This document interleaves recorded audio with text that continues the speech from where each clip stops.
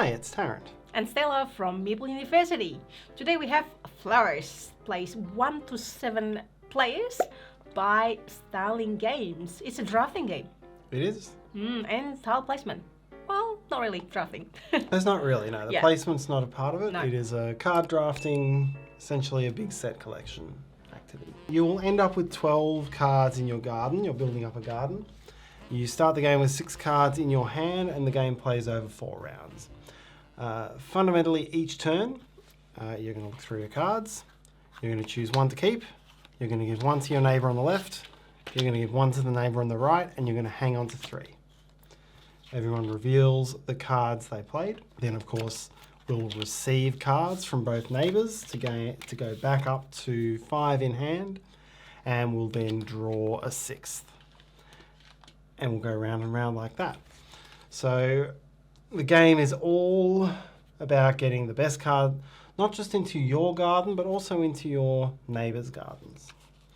At the end of a round, what will happen is you'll score that round.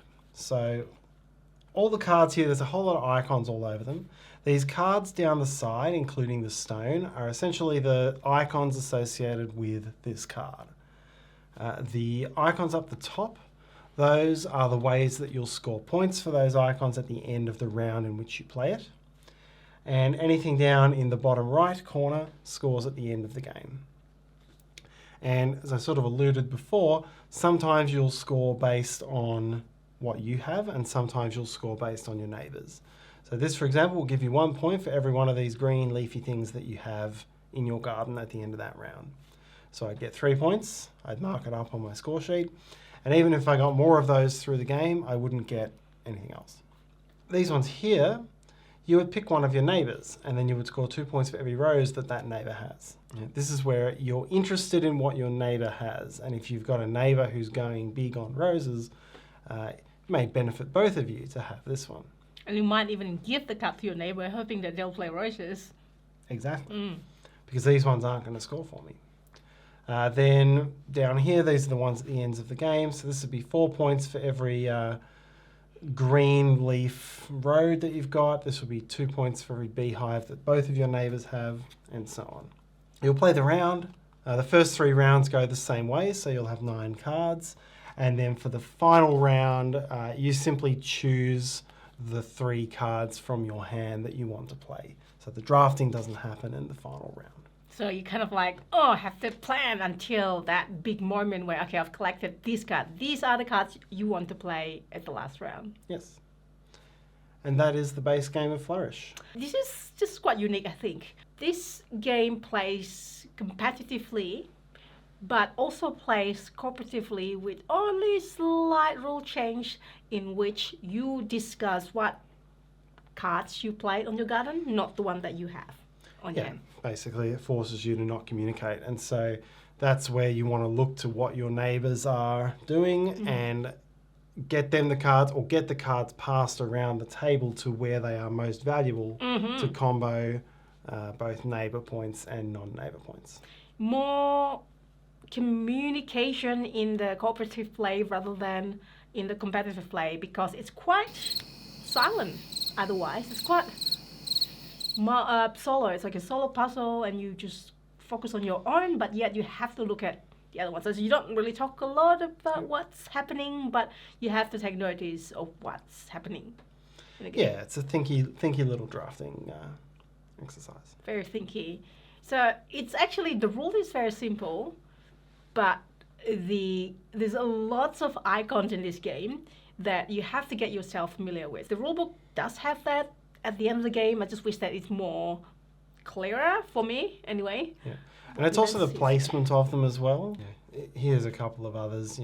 This means 6 points if you have more roses than a neighbour. That's kind of what we've seen before. 2 points for mushrooms of one of your neighbours. 9 points if you've got more of these than both of your neighbours. You do have to get used to it. It's not fully intuitive if you're not already a hobby gamer who's used to icons and picking them up. Yeah, I was at first when I read rules, I was confused. Okay, so how do you actually score? The game seems easy. But then that's what the reference is at the end of the game, scoring. Oh, that's how you score. Okay, fine. And it could actually goes quite high with scoring. You can see that here. There's like 3 digits. Scoring could be that high.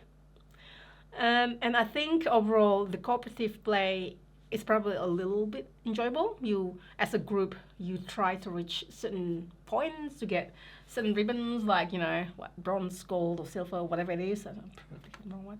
That's actually exciting. And this got this little expansion that brings out these buildings. So this took me a while to assemble all of those. And I, Taryn, can you please help me? We were watching something. I'm like, okay, let's just assemble it. So there are a few of these, and this is just the one that you place on the buildings. Gives you a little bit more. I would recommend not to play with these for your first game because it brings you a deeper strategy and deeper AP and more complex. But if you play a few times, you play it at least once, it's actually quite nice.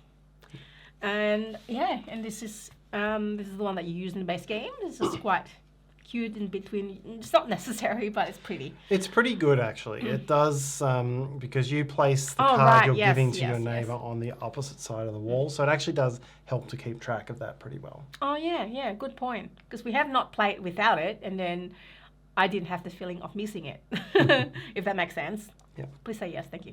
Yes. So there's Flourish. Yeah. Yeah, overall for me, it was interesting. I certainly enjoyed the game more playing it than I did when I heard the rules. It sounded very mechanical. It's take the cards, give the cards. We've seen that many times before. And my initial instinct was, well, the card that no one wants is just going to keep bouncing between the same 2 people, and that's it just doesn't feel right. But it actually kind of worked. I found myself with my hand of 6 knowing that's like, all right, I don't want that player to have this. I don't want that player to have this. So I ended up with very few choices that I actually wanted.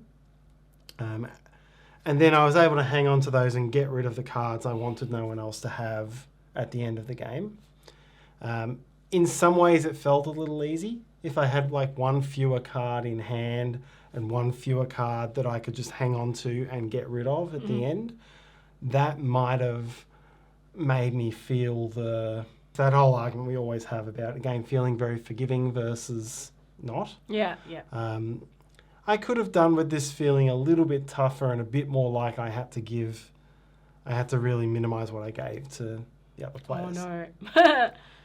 However, it was still good to be able to look at these and see, all right, well, you know, it's that common shared objective type of thing. If my neighbour and I are both benefiting from roses, the other 3 players aren't. Yeah. And we will still collectively benefit out of that. It's the between 2 cities sort of paradox. Yeah. So oh, that's right. It feels a little bit like that, isn't it?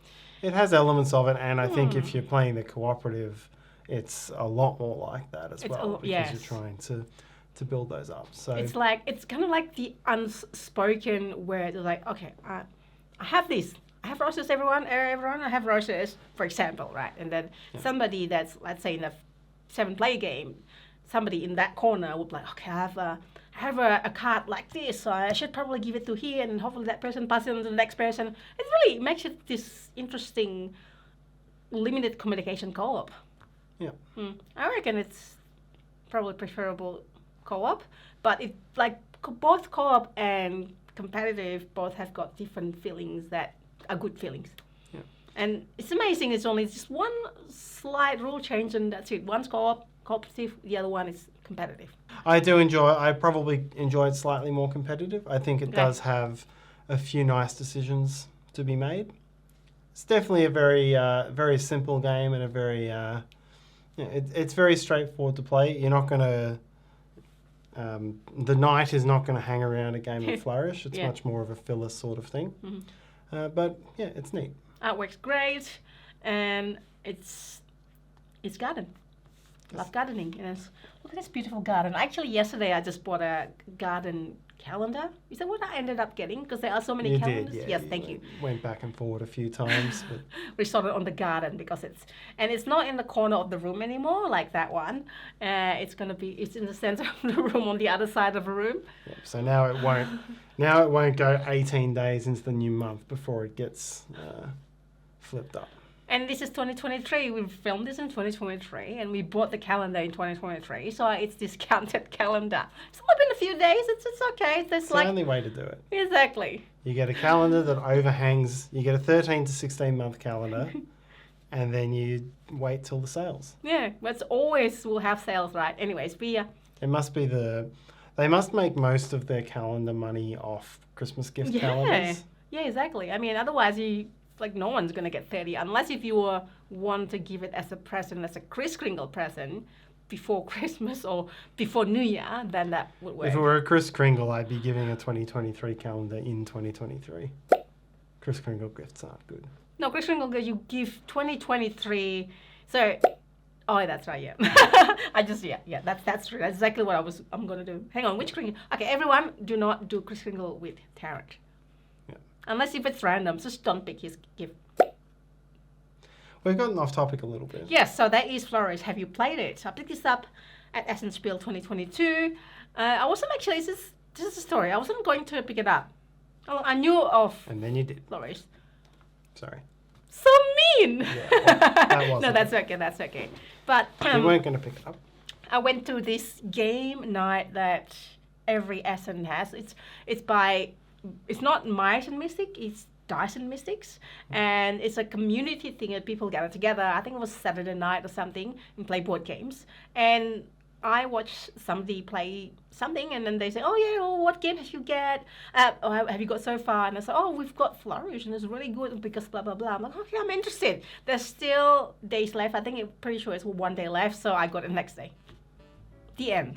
Yeah. There's Flourish. Let us know what you think of it. Have you played it? And do you like the art? Please say yes. And hopefully you find it helpful. Please hit the like button. It will be really helpful to us. Subscribe if you haven't already done so. Hit the bell so you get notification if you have video like this one review or how to play or my short and sweet and so on. I'm also on Instagram. Find me there as well, and hopefully we'll see you next time. Thanks for watching. Bye.